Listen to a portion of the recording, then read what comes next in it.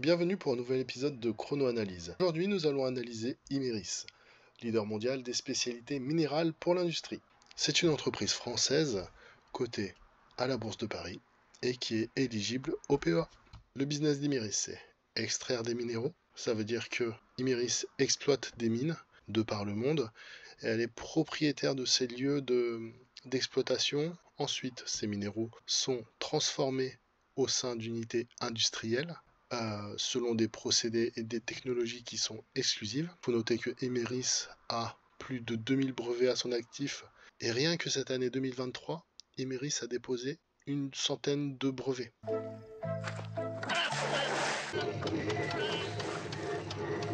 Elle exploite des mines et elle transforme ses produits dans plus de 40 pays. Il y a une présence commerciale dans 133 pays, 14 000 salariés, 4 milliards de chiffre d'affaires, un EBITDA qui est pas magnifique, et un chiffre d'affaires qui est bien dispatché de par le monde. Imerys, c'est deux segments de marché. On a les minéraux de performance, les solutions, matériaux et solutions haute température. Ok, maintenant qu'on a compris le business de Imerys, il faut voir quelles sont les ambitions de croissance, quelles sont les ambitions pour 2023-2025. Imerys a 6 axes de travail, grosso modo. Défendre les marges et essayer de les développer. Une exposition favorable à des marchés qui sont soutenus par de grandes tendances sociétales et devenir un spécialiste, un pur player des minéraux. Et tout ça, ça doit garantir une croissance organique de 3 à 5%. Donc, un des indicateurs qui nous intéresse, c'est d'avoir une dette nette sur EBITDA courant autour de 1. Un plan de réduction des émissions de gaz à effet de serre. Une chose qui nous intéresse tout particulièrement, c'est un rendement attractif pour les actionnaires. Donc avec une priorité donnée aux dividendes, des rachats d'actions si opportuns, et la progression du dividende par action en ligne avec celle du bénéfice par action. Quels sont les potentiels de croissance future? Donc on a le projet Emily, qui est le projet de mine de lithium dans l'Allier en France, mais aussi la joint venture avec British Lithium dans les Cornouailles, qui va faire de Imerys un des principaux acteurs du lithium en Europe. Et opération d'acquisition opportuniste.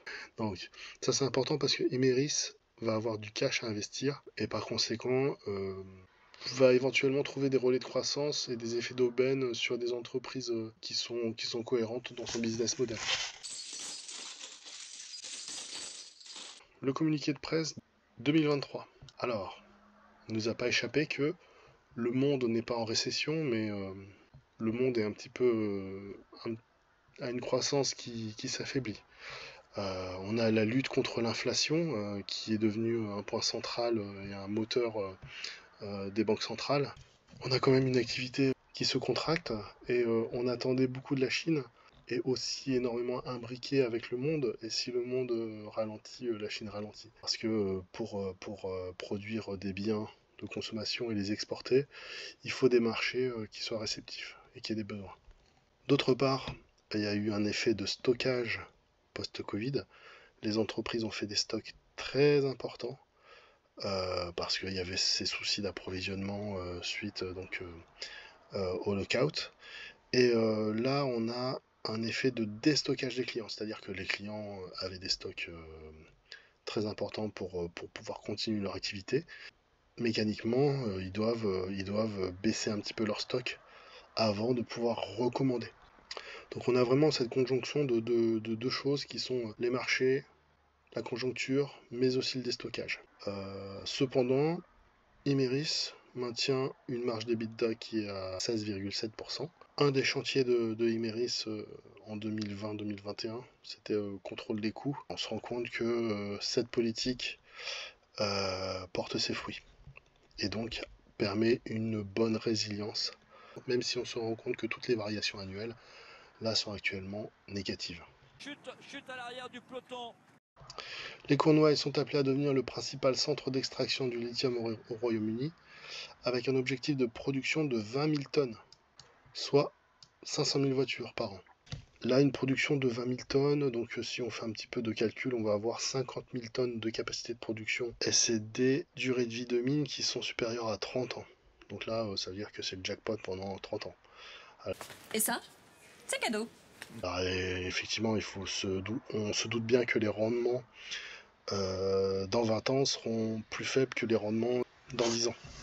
Si on cumule le projet Emily et le projet British Lithium, on va faire d'Imerys un des plus grands producteurs de lithium intégré d'Europe. Il faut savoir qu'actuellement, la tonne de lithium, c'est 50 000 euros. Ça va probablement être amené à monter, parce que la baisse, c'était monté à 80 000 euros, mais il y a eu une baisse du prix du lithium qui a été induite par le ralentissement de l'activité en Chine. Mais force est de constater que ça va repartir, donc le prix du lithium risque d'augmenter. Après, on va avoir effectivement beaucoup de nouvelles sources de production, mais on va rester sur un prix qui sera quand même haut. Alors attention, on n'est pas à l'abri d'avoir un problème sur ces deux sites qui sont en Europe, parce que voilà, on n'est pas à l'abri qu'il y ait des grenouilles sur les sites. Vous voulez quand même investir 100 millions, embaucher 100 chercheurs. Vous avez dit non, il vaut mieux que ce soit l'État qui le fasse. On va voir, pour l'instant c'est un champ vide, il y a quelques grenouilles qui se promènent au milieu, et on verra dans 20 ans s'ils ont fait quelque chose. Voilà, donc là on a des projets, des partenariats, voilà, c'est une entreprise qui avance. Moi j'aime bien voir qu'il y a des projets avec Total, j'aime bien voir qu'il y a des objectifs, qu'il y a des expansions de capacité, qu'on investit dans l'outil de production. Autre information que je voulais mettre en avant, c'est les actifs non courants. Donc bon, on a quand même 4 milliards d'actifs non courants, 7 milliards d'actifs consolidés. Il faut aussi considérer que Imerys là, a donné des durées de vie de mines supérieures à 30 ans. Grosso modo, Imerys est assis sur un stock sur tous ces types de minéraux en moyenne de 20 ans. Donc ça veut dire que Imerys a 20 ans de stock d'avance pour toutes ses productions futures. Imerys opère sur des marchés et des segments qui sont très variés. Des abrasifs, les animaux, les céramiques, en passant par les cosmétiques, ou encore la pharma, l'agriculture, nos amis les animaux, des lubrifiants, les plastiques, les réfractaires, etc., etc., et les peintures. Beaucoup quand même d'infrastructures. On voit que c'est une entreprise qui est orientée quand même en grande partie sur l'industrie. Donc si l'action Imerys baisse, il faut quand même se dire que le marché n'a peut-être pas tort. Ce que j'essaie de voir, c'est quelles sont les perspectives à long terme. Et les perspectives à long terme, elles sont guidées par l'Europe. L'Europe qui a son objectif de mettre fin aux voitures thermiques neuves en 2035. Donc, à brève échéance, la production européenne de batteries sera confrontée à une pénurie de matières premières essentielles. On a du mal à extraire des minerais de nos propres sous-sols. On en a au Portugal, on en a en France. Mais on met trop de temps à aller de la découverte à la production. Parce que les grenouilles, les lourdeurs administratives, mais aussi les grenouilles. La mise à jour du plan stratégique de l'UE sur les batteries avec une attention particulière sur la sécurisation de l'accès aux matières premières. La Cour recommande un suivi étroit de la chaîne de valeur des batteries et plaide pour l'amélioration de la coordination et le ciblage des financements européens pour la soutenir. Alors souvent, vous voyez, je vais sur ce site, qui est un site de propagande européenne, mais encore une fois, on a la volonté politique qui vient pousser une industrie, qui va donner des opportunités, et ce qu'il faut savoir, c'est que malheureusement, l'Europe, les opportunités sont créées par une volonté politique. Attention, c'est un objectif précis pour ne pas disparaître de la carte des technologies de demain. C'est une question de survie. Le Dorlo, dans 20-30 ans, il n'y en aura plus. L'ouverture d'une mine en Europe nécessite en moyenne 5 ans. Le texte vise à réduire cette période de moitié, tout en protégeant la biodiversité et l'environnement, parce que forcément on veut faire les deux.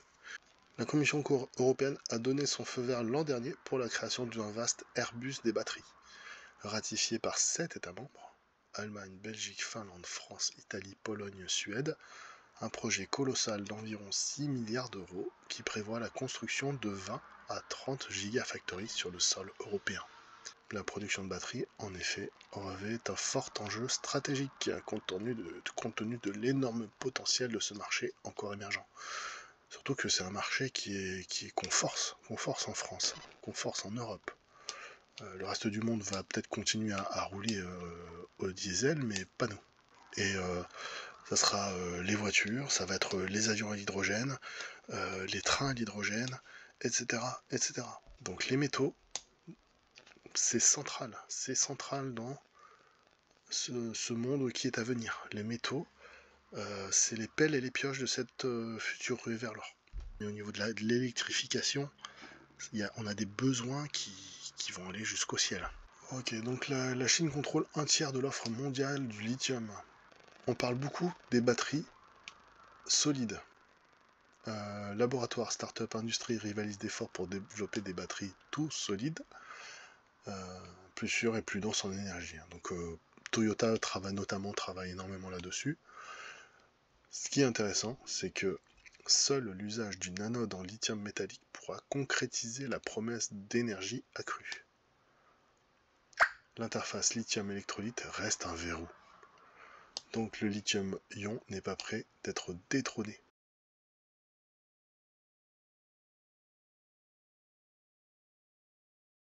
Alors, si on regarde la courbe hibou pour Imerys, on se rend compte que on n'est pas encore en dessous de 2 écarts types, et on a une valeur qui a quand même une certaine volatilité. Voilà, un historique de la droite de régression qui est à 6,7%, une performance dividende réinvestie à 5 ans si elle rejoint la droite de régression de 19%. C'est sympa, mais c'est pas, ça fait pas rêver les foules. Donc je pense que si on doit se renforcer ou rentrer sur la valeur, faut vraiment attendre qu'elle soit encore plus décotée. On voit sur la courbe le 29, moi j'avais dit 28. À vue de nez, voilà, faudrait vraiment que ça continue à se faire massacrer, entre guillemets. Mais d'un point de vue purement des comptes de résultats, il n'y a pas de raison que ça continue pas à se casser la gueule. Après, on a 30 octobre, la publication du 3e trimestre. On en saura un peu plus aussi sur la résilience du marché, comment vont être accueillies ces informations-là. En tout cas, voilà, je ne suis pas conseiller financier. Moi, je vous dis juste ce que moi je fais pour moi, et je vous invite à faire vos propres recherches vous-même. Moi, je suis rentré sur la valeur, j'ai renforcé un petit peu, et si j'ai encore un 3e point d'entrée à trouver, j'attendrai vraiment un point bas, le plus bas possible, pour avoir un PRU intéressant. En revanche, je sais que c'est une valeur qui est plutôt stable, qui va avoir une grosse inertie, parce que bon, on est dans l'industrie, les mines, ils en ont beaucoup, ils ont beaucoup de stock, et c'est pas près de perdre leur valeur intrinsèque. Les minéraux notamment, les produits qui sortent des mines, les process industriels, l'outil industriel, c'est pas prêt de se déprécier. Et de mon point de vue, le lithium, même si c'est un produit qu'on trouve en abondance dans le monde, c'est une opportunité. Je pense que le lithium, c'est une opportunité. Pourquoi? Parce que il y a une démarche politique qui concerne le lithium, et donc on va avoir des facilités. On va continuer l'analyse d'Imerys sur Zone Bourse. De prime abord, on se dit, bon, l'entreprise, elle se fait massacrer en bourse. Ça paraît logique. Que PER de 14, ça c'est exceptionnel en 2022, ça c'était suite à la session, mais en tout cas on a un rendement qui, quand ça va entre 4 et 5%, ça commence à être vraiment cool comme rendement. Il faut le prendre en compte. Moi j'aime bien ça, vous le savez, la valorisation pour moi c'est important, de ne pas surpayer une entreprise, d'avoir un bon point d'entrée. Actuellement on a des points d'entrée qui sont intéressants, on peut être gourmand et attendre un petit peu pour Imerys. Donc qu'est-ce qui est intéressant aussi de voir là, c'est que le ratio est en train de baisser. On est à 2. On descend. Donc à voir comment ils gèrent leur dette. Imerys, si on valorise tout ce qui est long terme, on atteint déjà 30 euros. On est déjà à 30 euros.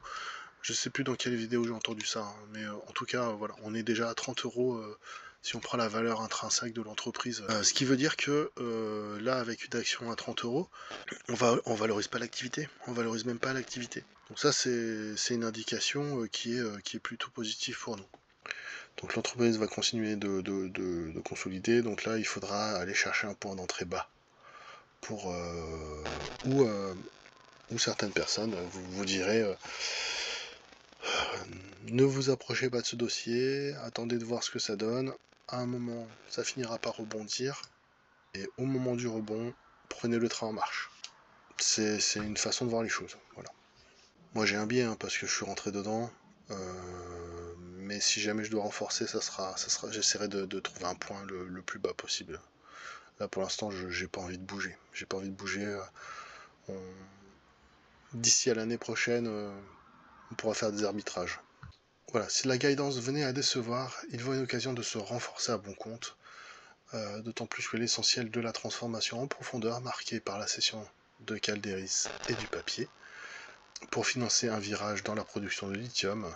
Attention aussi à ne pas oublier GBL en embuscade si l'audience du 28 septembre prochain venait à connaître une fin heureuse. Quelle est cette audience? Je suppose qu'il y a une histoire juridique là-dedans. Donc éventuellement se mettre un petit rappel le 27-28 pour voir un petit peu ce qui va se passer sur le cours de Imerys. Et de GBL qui est actionnaire à hauteur de 53% de Imerys. Peut-être intéressant à savoir, je ne sais pas si vous avez des informations, ça m'intéresse de savoir un petit peu ce qu'il en est de cette news. Donc ce sera tout pour aujourd'hui, je vous remercie de m'avoir écouté, je vous remercie encore de votre attention, et je vous souhaite une très bonne journée. Que diriez-vous si je vous disais que vous êtes une brute fossilisée, symbole d'une ère décadente, heureusement disparue? Je sais pas. Merci.